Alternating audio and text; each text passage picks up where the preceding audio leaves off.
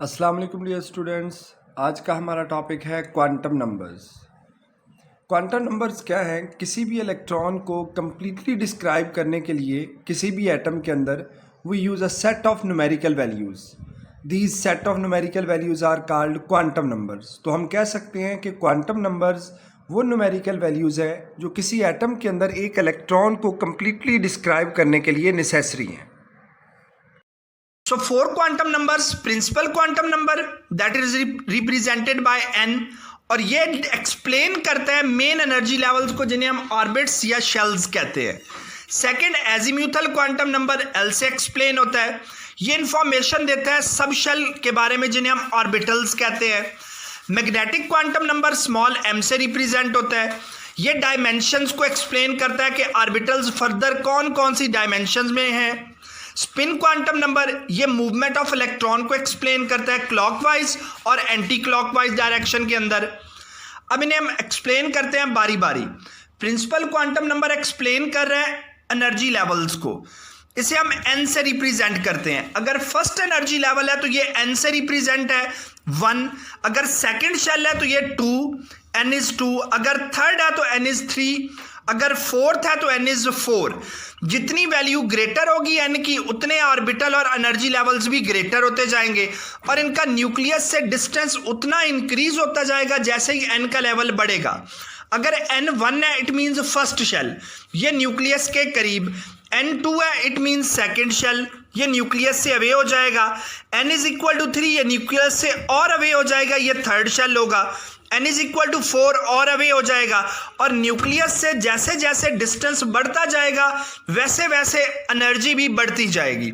So first shell की energy सबसे कम होगी, सेकेंड शेल की एनर्जी ज्यादा, थर्ड की उससे ज्यादा, फोर्थ की उससे ज्यादा। सो डिस्टेंस बढ़ता जाएगा जैसे जैसे एनर्जी भी शेल्स की बढ़ती जाएगी। सो n एक्सप्लेन कर रहा है किसको? इलेक्ट्रॉन की रेजिडेंस को, इलेक्ट्रॉन के पते को बता रहा है कि इलेक्ट्रॉन किस शेल में प्रेजेंट है। अब एक शेल में जो इलेक्ट्रॉन्स होते हैं उनको एक्सप्लेन करने के लिए हम n का सहारा लेते हैं और n स्क्वायर 2n स्क्वायर की फॉर्म में एक शेल में इलेक्ट्रॉन्स का पता चलता है। The principal quantum number determines the size and to large extent the energy of orbital। कि ऑर्बिटल की एनर्जी और ऑर्बिटल का साइज हमें प्रिंसिपल क्वांटम नंबर से पता चलता है। It tells about the shell to the electron belongs। ये बताता है कि किस शेल से इलेक्ट्रॉन बिलोंग कर रहा है, किस शेल में इलेक्ट्रॉन प्रेजेंट है।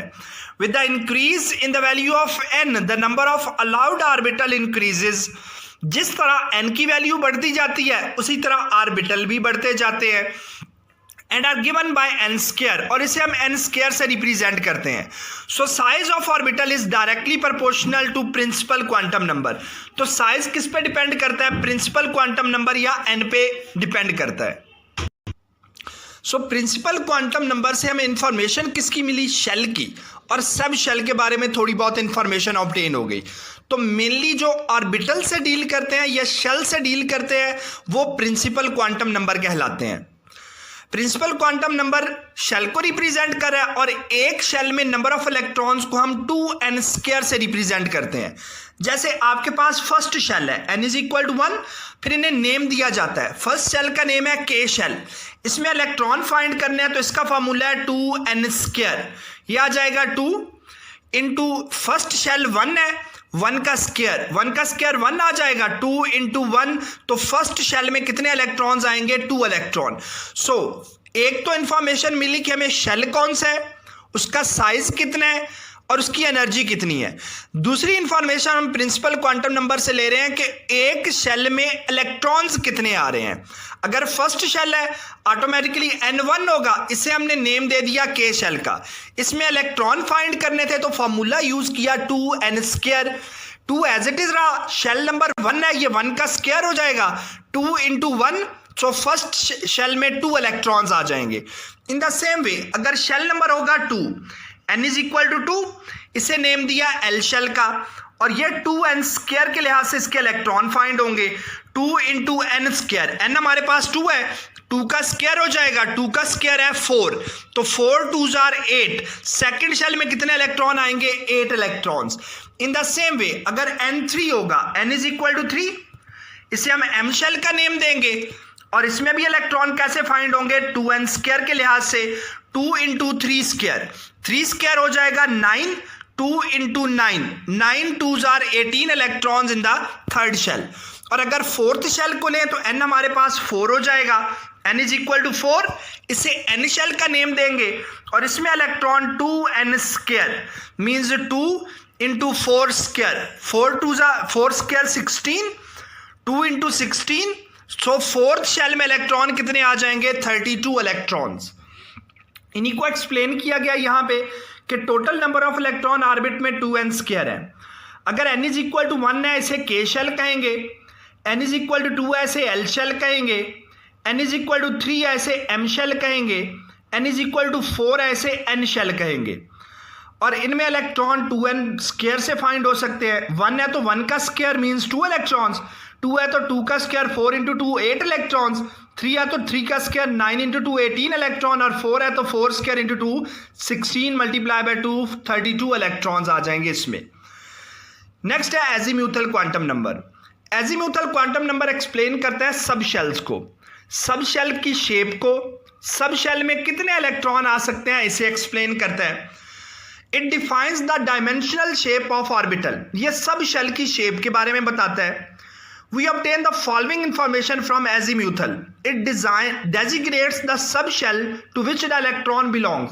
पहले हमने बताया कि शेल नंबर जो है ना वो n से रिप्रेजेंट हो रहा है, मीन प्रिंसिपल क्वांटम नंबर बता रहा है कि किस शेल में इलेक्ट्रॉन प्रेजेंट है।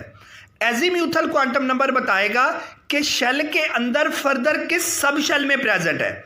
इन्हें हम s, p, d और f कहते हैं। इसकी वैल्यू हमेशा n-1 कंसिडर होती है।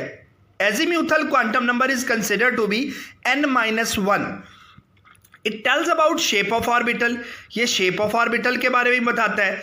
एक गिवन वैल्यू अगर n की तो उसके लिए अगर हम l फाइंड करना चाहें तो वो n-1 है। The possible values of l are 0 1 2 3 n-1। अगर फर्स्ट शेल है तो 1-1 सब शेल 0 हो जाएगा। अगर सेकंड शेल है तो 2-1 1 इसमें पिछला सब शेल भी इंक्लूडेड होगा 0 भी और 2-1 से आने वाला 1 भी। अब ये जो 0 है ना l इज इक्वल टू 0, ये नेम है s sub shell. l is equal to 1 हो ये है p sub shell, l is equal to 2 हो ये है d sub shell, l is equal to 3 हो तो ये है f sub shell. It means के एजीम्यूथल क्वांटम नंबर किसको एक्सप्लेन कर रहे हैं, सब शेल्स को। 0 number is for s sub shell, azimuthal quantum number का 0 इसे मिक्स नहीं करना n से, n is principal quantum number और एजीम्यूथल उससे क्या होता है 1 लेस होता है। अगर शेल नंबर 1 है तो उसमें सब शेल क्या होगा n-1 means 1-1 0, that is consider to be s sub shell. अगर सेकंड शेल है तो उसमें 2 सब शेल्स होंगे, एक तो s ऑलरेडी आ चुका है, दूसरा 2-1 1 आ जाएगा मींस p ऑर्बिटल। अगर n2 होगा l2 होगा तो ये d को रिप्रेजेंट करता है, अगर l3 होगा तो ये f को रिप्रेजेंट करता है। जैसे कि यहां पे एक्सप्लेन्ड है, energy level is divided into sub levels. l defines the shape of sub energy level. L is equal to 0 it mean sub shell क्या है S, L is equal to 1 ये सब शेल P के लिए, L is equal to 2 ये सब shell D के लिए, L इज इक्वल टू 3 ये सब शेल F के लिए। So azimuthal quantum number sub shells को एक्सप्लेन करता है। S का जो वर्ड है ये L0 एजीम्यूथल क्वांटम नंबर 0, ये नेम लिया गया है शार्प से, P का वर्ड प्रिंसिपल से, D का वर्ड डिफ्यूज्ड से और F फंडामेंटल से। सो ये इनके नेम्स हैं। S सब शेल का मतलब है शार्प सब शेल, P सब शेल का मतलब है प्रिंसिपल सब शेल, D सब शेल का मतलब है डिफ्यूज्ड सब शेल और F सब शेल का मतलब है फंडामेंटल सब शेल। अब S में ज्यादा से ज्यादा आ सकते हैं 2 इलेक्ट्रॉन्स, P में मैक्सिमम आ सकते हैं 6 इलेक्ट्रॉन्स, D में मैक्सिमम आएंगे 10 इलेक्ट्रॉन्स और F में मैक्सिमम आएंगे 14 electrons. So S sub shell होगा L is equal to 0 electrons 2, P sub shell होगा L is equal to 1 electron 6, D sub shell होगा L is equal to 2 electron 10, F sub shell होगा L is equal to 3 electron 14 आ जाएंगे। अब relationship between N and L, principal quantum number के दरमियान और L के दरमियान रिलेशन कि एल जो है ना ये 0 से हमेशा स्टार्ट होता है और n माइनस 1 तक जाता है। n is principal quantum number. अब देखें कि आपके पास ऑर्बिट है फर्स्ट, ऑर्बिट फर्स्ट है, इसे हमने k सबशेल का, k सबशेल का n आ जाएगा 1 के इक्वल। अब इसका एजीम्यूथल क्वांटम नंबर फाइंड करना है, वो हमने कहा है कि 0 से स्टार्ट होता है और n माइनस 1 तक जाता है। n किसके इक्वल है? 1 के। 1 minus 1 azimuthal quantum number already 0 आ जाएगा। ये 0 मींस s सबशेल होगा और s सबशेल में मैक्सिमम कितने इलेक्ट्रॉन आते हैं? 2। तो फर्स्ट वाले की एक्सप्लेनेशन यहां पे देखें कि k ऑर्बिट है, n 1 है, l हो जाएगा 1 माइनस 1 0, ये ऑर्बिट हो जाएगा 1, ये वाला पुट होगा साथ में शेल का, और s ये ऑर्बिटल 0 वाला 1s आ जाएगा और इसमें इलेक्ट्रॉन आ जाएंगे 2। अब अगर l सब शेल है, l सब शेल है, इसका n इज इक्वल टू 2 है। हमने कहा है कि जो l है ये 0 से स्टार्ट होता है और n माइनस 1 तक जाता है। इसका n माइनस 1 आएगा 2 माइनस 1, 2 माइनस 1 मीन्स 1 आ जाएगा। सो इसमें दो ऑर्बिटल होंगे 0 और 1। 0 is for s sub shell, 1 is for p sub shell. So इसमें कितने सब शेल आए? 2 सब शेल s और p। अब सेकंड शेल में इलेक्ट्रॉन टोटल आ सकते हैं 8, s में आएंगे 2, p में आएंगे 6, तो टोटल सेकंड शेल में इलेक्ट्रॉन आ जाएंगे 8। ये 8 इलेक्ट्रॉन इस तरह अरेंज हैं कि s सब शेल में 2 आते हैं, p सब शेल में 6 आते हैं। अब क्योंकि ये सेकंड शेल का पार्ट है इसलिए इसे 2s और 2p से इंडिकेट करेंगे। अगेन देखें, l अगर हमारे पास हो 2, ये सेकंड शेल है, इसका n 2 के इक्वल है, इसका l कैलकुलेट करेंगे, ये 0 से स्टार्ट होगा और n माइनस 1 तक जाएगा। n हमारा 2 है, n माइनस 1 1 हो जाएगा। अब 0 रिप्रेजेंट करता है s को, 1 रिप्रेजेंट करता है p को। ये पार्ट किसका है? सेकंड शेल का, तो ये 2s और 2p हो जाएंगे, 2s एंड 2p। अब s में इलेक्ट्रॉन आ सकते हैं 2, p में इलेक्ट्रॉन आ सकते हैं 6, तो टोटल सेकंड शेल में इलेक्ट्रॉन कितने आएंगे? 8। इन द सेम वे अगर थर्ड शेल लो, थर्ड शेल को हम m शेल कहते हैं, इसका n इज इक्वल टू क्या हो जाएगा? 3। अगर इसका l कैलकुलेट करना होगा तो ये 3 minus 1 means n minus 1, 3 minus 1 2 तक जाएगा। इसमें 0 1, क्योंकि 0 से लेकर n माइनस 1 है, सो 0 1 और n माइनस 1 2 मीन्स 3 माइनस 1 2 तक। 0 रिप्रेजेंट करता है s को, 1 रिप्रेजेंट करता है p को, 2 रिप्रेजेंट करता है d को। ये तीनों पार्ट किसके हैं? थर्ड शेल का, तो ये आ जाएगा 3s 3p एंड 3d।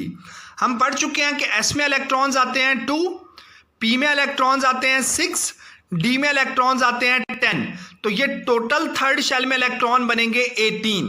इनमें से 2s में, 6p में और 10d में आएंगे। इन द सेम वे अगर n हमारे पास 4 हो जाए, n शेल आ जाए, n शेल के लिए स्मॉल n 4 के इक्वल है, इसका मतलब है n माइनस 1 तक मीन्स 4 माइनस 1 तक, थर्ड तक इसके सब शेल होंगे। एजीम्यूथल क्वांटम नंबर ये 0 1 2 और 3 बन जाएगा। 0 रिप्रेजेंट करता है s को, 1 रिप्रेजेंट करता है p को, 2 रिप्रेजेंट करता है d को और 3 रिप्रेजेंट करता है f को। ये फोर्थ शेल का पार्ट है, सो 4s 4p 4d and 4f हो जाएंगे। और s में इलेक्ट्रॉन्स 2, p में इलेक्ट्रॉन्स 6, ये 8 हो गए, d में इलेक्ट्रॉन्स 10 18 और f में इलेक्ट्रॉन्स 14, ये 32 टोटल इलेक्ट्रॉन्स बनेंगे। यही यहाँ पे एक्सप्लेन्ड है कि k फर्स्ट शेल है, n 1 है, azimuthal quantum number n minus 1 means 1 minus 1 0 आ जाएगा, s 0 होगा तो s, और इसके साथ फर्स्ट शेल 1s, इसमें इलेक्ट्रॉन 2, l2 है 0 और 1, ये ऑलरेडी एक्सप्लेन हो चुका है। 3 है तो 0 1 2 आ जाएगा, ये भी एक्सप्लेन कर दिया गया है। n is equal to 4 0 1 2 3 4s 4p 4d और 4f, 2 इलेक्ट्रॉन s में, 6p में, 10d में और f में 14 इलेक्ट्रॉन, तो टोटल इलेक्ट्रॉन यहाँ पे आ जाएंगे हमारे पास 32। नेक्स्ट है, इसी को एक्सप्लेन किया गया कि अगर n 1 है, ये k शेल है, इसमें 1s आएगा और 2 इलेक्ट्रॉन्स आएंगे। n 2 है, l शेल है, इसमें 2s और 2p होंगे, मींस 2 इलेक्ट्रॉन और 6 electron, total 8। n is equal to 3 है, m शेल है, इसमें 3 होंगे, 3s 3p 3d, 2 6 और 10 इलेक्ट्रॉन्स 18। n 4 है, ये n सब शेल होगा फोर्थ, इसमें 4 सब शेल होंगे, s p d और f। s में 2 इलेक्ट्रॉन्स, p में 6 इलेक्ट्रॉन्स, d में 10 इलेक्ट्रॉन्स और f में 14, टोटल 32 इलेक्ट्रॉन्स आ जाएंगे फोर्थ शेल में।